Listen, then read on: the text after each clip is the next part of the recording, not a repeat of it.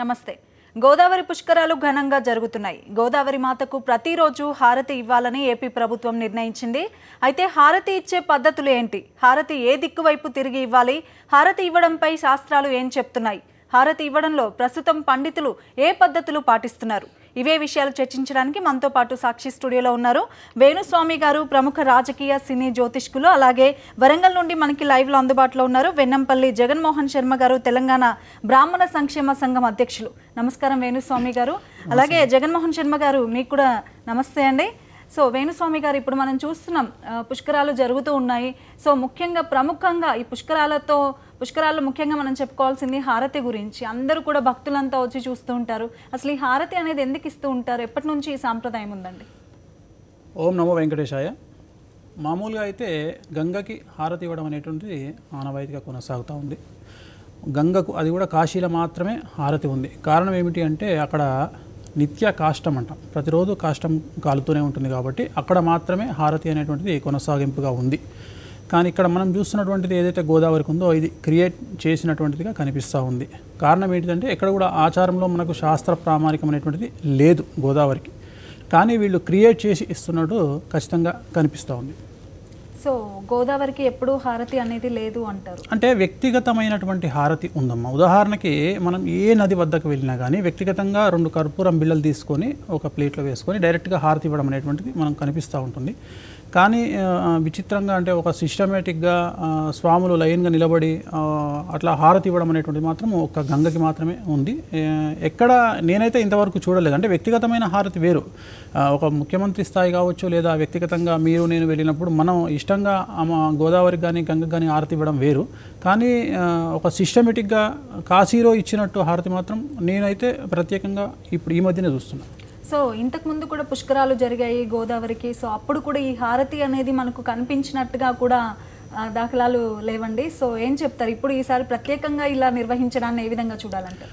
అంటే వాళ్ళు ఏదో కొద్దిగా దాన్ని హడావిడ అనుకుందామా, లేకుంటే కొత్త ఆచారాన్ని తీసుకొచ్చారనుకుందామా, లేదంటే ఒక హైలైట్ చేద్దాం అనుకున్నారా తెలియదు. కానీ ఒక గొప్పతనంగా మాత్రం భావించి దీన్ని క్రియేట్ చేసినట్టుగా కనిపిస్తూ ఉంది.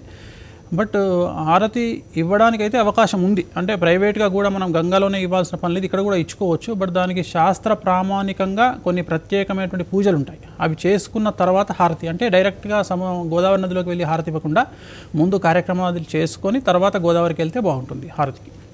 ఓకే అండి, జగన్మోహన్ శర్మ గారితో కూడా మాట్లాడదాం. శర్మ గారు, మనం చూస్తున్నాం ఇప్పుడు వేణుస్వామి గారు కూడా చెప్తున్నారు గోదావరికి అసలు హారతి అనేది లేదు, వ్యక్తిగతంగా ఇచ్చుకుంటే ఇవ్వచ్చు, కానీ ఇలా ప్రత్యేకంగా పుష్కరాలప్పుడు హారతి ఇచ్చిన దాఖలాలు అయితే లేవంటున్నారు. అయితే దీన్ని ఏ విధంగా చూడాలంటారు? కొత్త సాంప్రదాయానికి ప్రభుత్వం తెరతీసిందని అనుకోవాలా? మీరేం చెప్తారు?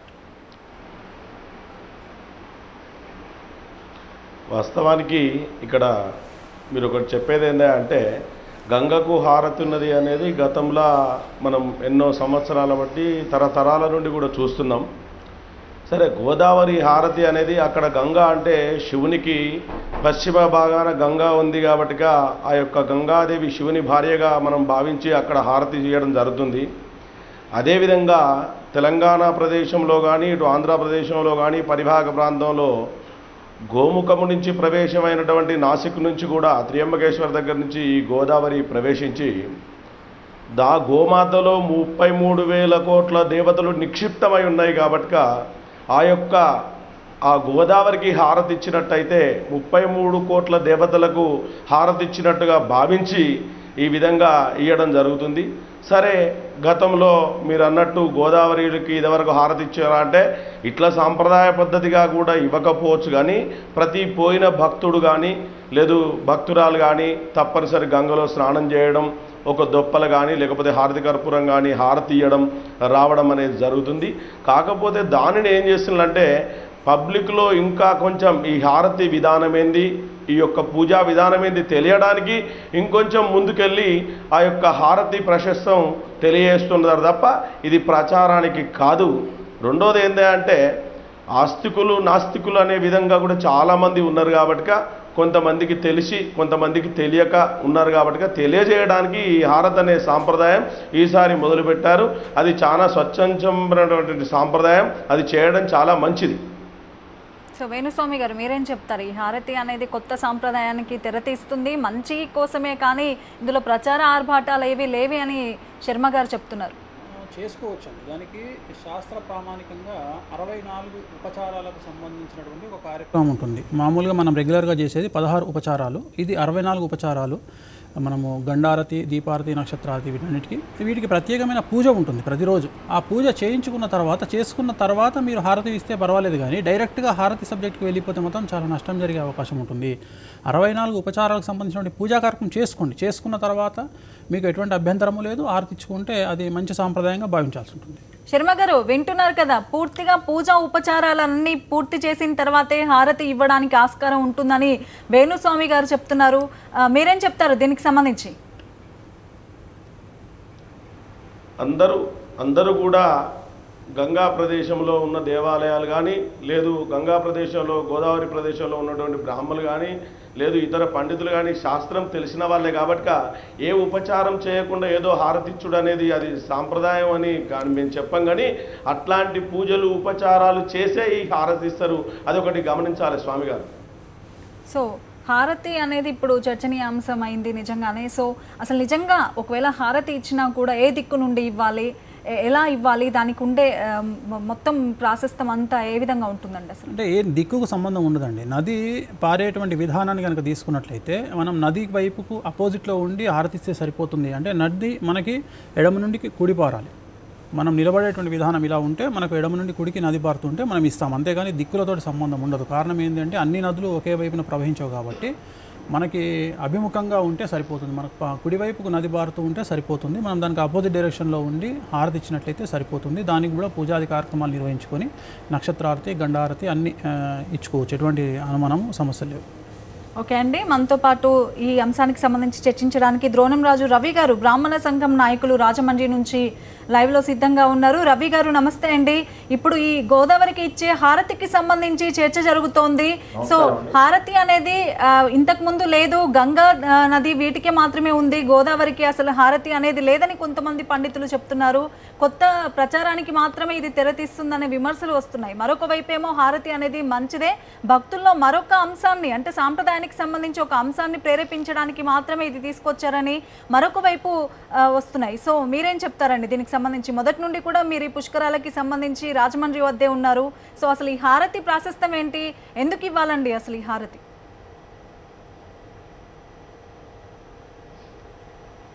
ఇప్పుడు హారతి మీద సమస్య కాదండి. ఏవైతే పుష్కరాలు జరుగుతున్నాయో పుష్కర సమయంలో హారతి అనేది ఇవ్వకూడదనేది ఒక అభియోగం మేము చెప్తున్నామండి. ఎందుకంటే హారతికి వ్యతిరేకం కాదండి. పుష్కరం అంటే ఏమిటి?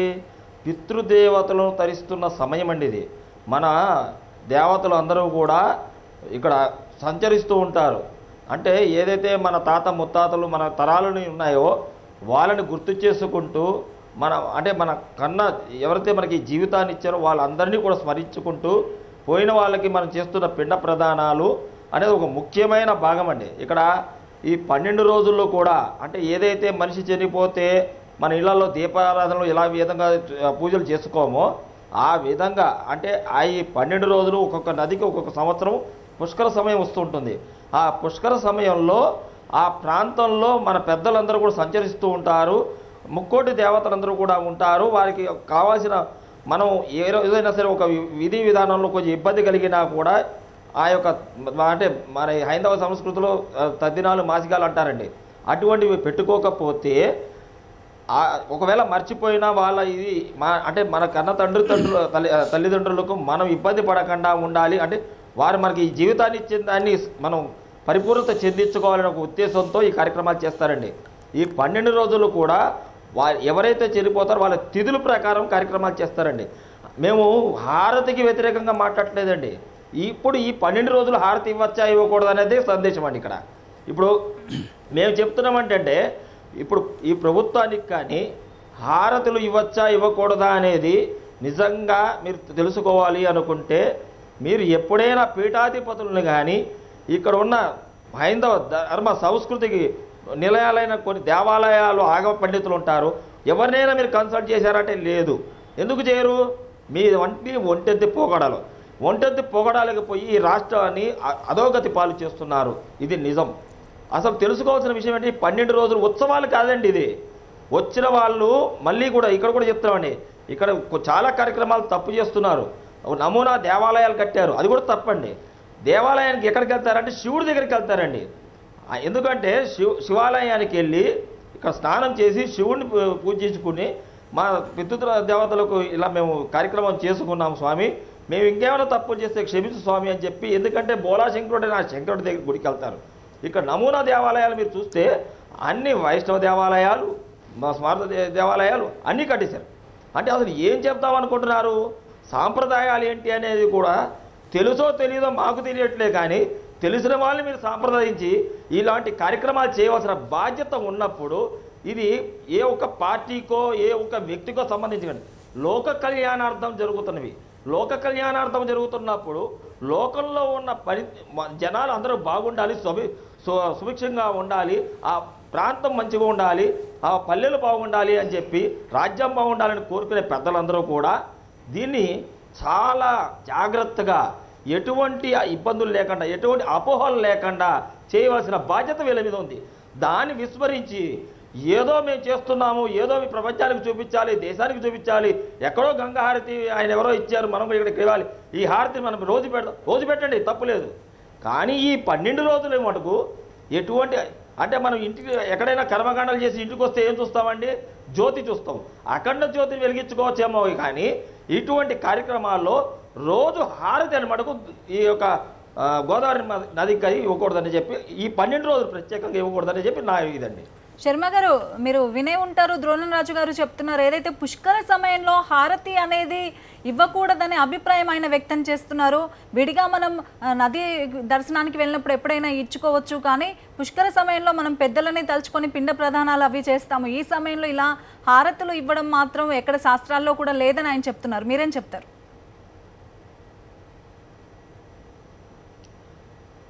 ఒక్కసారి రవికుమార్ గారు, పుష్కరం కాదు, ఏ చిన్న పూజ, శుభం అశుభం, ఏ కార్యక్రమం కానీ దీపారాధన చేసే పూజా కార్యక్రమం చేయడం జరుగుతుంది. ఒకటి. రెండోది ఏంటంటే ఏ పూజా కార్యక్రమం చేసినా దాంట్లో లాస్ట్కి వచ్చేది ప్రదక్షిణ, హారతి ప్రదక్షిణ మంత్రపుష్పం. ఈ హారతి తప్పనిసరి గోదావరికి ఇయ్యద్దనేది శాస్త్రము మరి ఎక్కడనైతే రాసిలేదు. కాకపోతే గతంలో చేయనంత మాత్రాన ఇప్పుడేదో చేయొద్దని కాదు. కాకపోతే ఏంటంటే గతంలో పాలకుల పరిస్థితిని బట్టి ఈ విధంగా జరిగింది, ఇప్పటి పాలకుల పరిస్థితిని బట్టి ఈ విధంగా జరుపుతున్నారు. ఎట్లయితే గవర్నమెంట్ల జీవోలు కొత్త కొత్త జీవోలు కనిపెట్టుకుంటూ పాస్ చేస్తున్నారో దీంట్లో కూడా అదే విధంగా ఈ విధంగా చేస్తే ఇంకొంచెం భక్తులు ఎక్కువ వస్తారు, భక్తుల మనోభావాలు దెబ్బతినాయి, భక్తులు మంచిగా సస్యశ్యామలంగా వారి పంటలు ఫలాలు బాగుంటాయి, పిల్లలు బాగుంటాయి అనే ఆలోచనతోని ఈ యొక్క హారతి ఇస్తున్నారు. ఇంకొకటి ఏంటంటే మీరు బాగా గమనించండి, తెలంగాణ ఆంధ్ర అనేది లేకుండా నాసిక్లో మొదలై త్రియంబకేశ్వరం దగ్గర మొదలై గోదావరి రాజమండ్రి దగ్గర ఈ పుష్కరం జరుగుతుంది. ప్రతి పుష్కరాలు కూడా అంగరంగ వైభవంగా జరుపుతున్నారు. దాంట్లో భాగంగా పంచభూతాలు ఈ 5లో నీరు ప్రాముఖ్యత. ఆ నీరు లేకపోతే జనాలు ఉండరు, భక్తులు ఉండరు, పంటలు ఉండయి, ఏముండయి. అటువంటి గోదావరి తల్లిని కానీ గంగామాతను కానీ అంటే ఒక్కొక్క నదికి ఒక్కొక్క పేరుంది. ఆ ప్రతి నదిలో కూడా ఈ విధంగా హారతులు ఇచ్చి ఆ అమ్మవారిని కనుక పూజించినట్టయితే ఈ ఉన్నటువంటి జనాలందరినీ క్షేమంగా ఉంచుతుందనేది ఒక పెద్దల మాటగా, ఆ ఋషులు మునీశ్వరులు తపస్సులు వేద పండితులు అందరి మాటగా కూడా ఇప్పుడు ఉన్నటువంటి వారందరూ కూడా చేస్తున్నారు.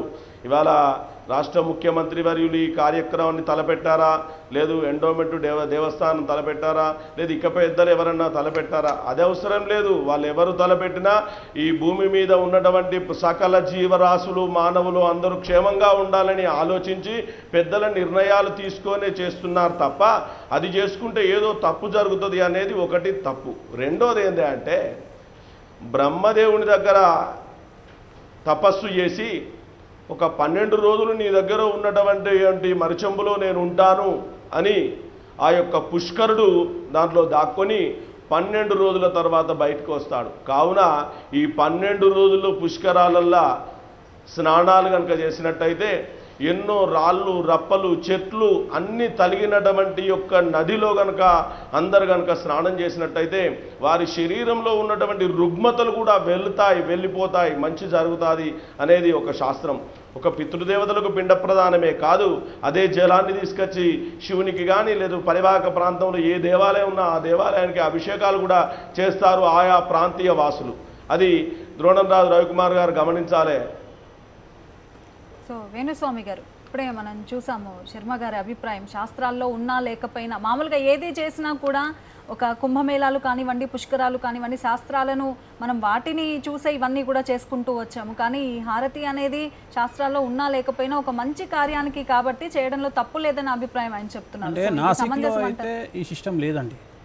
ఇక్కడ వీళ్ళు క్రియేట్ చేసుకున్నమాట. నేను చెప్పదలుచుకున్న పాయింట్ ఏంటంటే నాసిక్లో త్రయంబకేశ్వర్లో లేదు, మరి మీరు ఇక్కడ చేస్తున్నారు, చెయ్యండి, బట్ పూజ చేస్తున్నారా అనేది క్వశ్చన్. ఇప్పుడు ఎంతసేపు హారతి ఇవ్వాలన్నా ఇవ్వద్దా కాదు, మీరు చేస్తున్నటువంటిది శాస్త్ర ప్రామాణికంగా చేస్తున్నారా, 64 ఉపచారాలకు సంబంధించినటువంటి పూజా కార్యక్రమాన్ని అసలు చేస్తున్నారా, దాని గురించి ఎవరు మాట్లాడలేదు. సరే ఇవ్వాలా ఇవ్వద్దా అనేటువంటిది ఈ 12 రోజులు ఇస్తే తప్పు, కంటిన్యూగా మీరు గోదావరికి రోజు ఇవ్వండి, ఏం ప్రాబ్లం ఉండదు. కానీ ప్రత్యేకంగా ఈ 12 రోజులు ఇవ్వడంలో మాత్రం ప్రాముఖ్యత ఏంది అనేది అర్థం కావడం లేదు. రెండవది ఏంటి అంటే అసలు 64 ఉపచారాలకు సంబంధించినటువంటి పూజా కార్యక్రమాలు ఏమైనా చేస్తున్నారా అంటే మేము చేస్తాము మాకు తెలుసు, అది కాదండి. ఇప్పుడు మనకు డైరెక్ట్గా చూస్తే అక్కడ హారతి మాత్రమే ఇస్తున్నారు, మరి పూజ ఎక్కడ చేస్తున్నట్టు లెక్క, మనం ఎక్కడ కనిపిస్తుంది పూజ మరి మనకు అంటే ఎక్కడ చేస్తున్నటువంటి దాఖలాలు అయితే లేవు, 100% లేవు. ఇక్కడ మనం రాజకీయం చేయడమనో లేకపోతే ఇంకోటో కాదు, మనకు కావాల్సింది ఏంటంటే ఒకవేళ ఇస్తే కరెక్ట్ చేస్తున్నారా లేదా, ఇవ్వాలా వద్దా అనేటువంటిది అయితే మనకు శాస్త్ర ప్రామాణికంలో ఎక్కడా లేదు. గంగకు మాత్రమే నిత్యహారతి ఉంటుంది. మరి నిత్యహారతి అన్నప్పుడు ఇక్కడ 12 రోజులే నిత్యహారతి ఎట్లయితుంది, సంవత్సరం పొడుగునా ఇవ్వాలి కదా, మరి ఎందుకు ఇవ్వట్లేదు ఇక్కడ అంటే ఇప్పుడు వారు చెప్తున్నారు. రవికుమార్ గారితోనైతే నేను ఏకీభవిస్తాను. కారణం ఏంటి అంటే 12 రోజులు ఇవ్వద్దని వారు అంటున్నారు, మరి మిగతా రోజులు ఇవ్వమంటున్నారు, కానీ అక్కడ వాళ్ళు మిగతా రోజులు ఇవ్వట్లేదు, 12 రోజులే ఇస్తున్నారు. సో ఎట్లా చూసుకున్నా కానీ ఇది తప్పుగానే భావించాల్సి ఉంటుంది. 12 రోజులు కాదు, మీరు ఇస్తే సంవత్సరం పాటు ఇవ్వండి, నిత్యాహారతి పర్మనెంట్గా ఇవ్వండి, ఇంకా మీకేం అభ్యంతరం లేదు. కానీ ఈ 12 రోజులే ఇస్తాము, ఆ ఇచ్చేది కూడా మా ఇష్టం వచ్చినట్లు ఇస్తాము అనేటువంటిది అయితే 100% తప్పు. గంగలో మాత్రమే ఉంది. ప్రత్యేకంగా గంగకు సంబంధించినటువంటి రూల్ ప్రకారం అయితే అక్కడ నిత్య కాష్టం, ప్రతిరోజు కాష్టం కాలుతుంది కాబట్టి గంగను శాంతింపజేయడం కోసం హారతి ఇస్తారు. మరి ఇక్కడ ఎందుకు ఇస్తున్నారు అనేది మాత్రం నాకు అర్థం కావడం లేదు.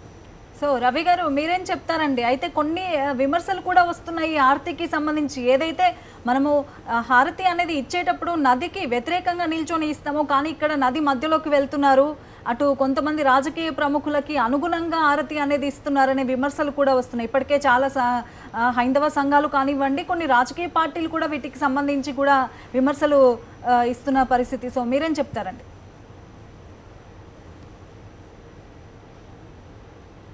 ఇప్పుడు ఒకటే విషయం అండి, నేను జగన్మోహన్ శర్మ గారికి హారతికి వ్యతిరేకం అనుకోవడం అనేది తప్పు. నేను హారతికి వ్యతిరేకం అనుకోవట్లేదు, దేనికి వ్యతిరేకం కాదండి.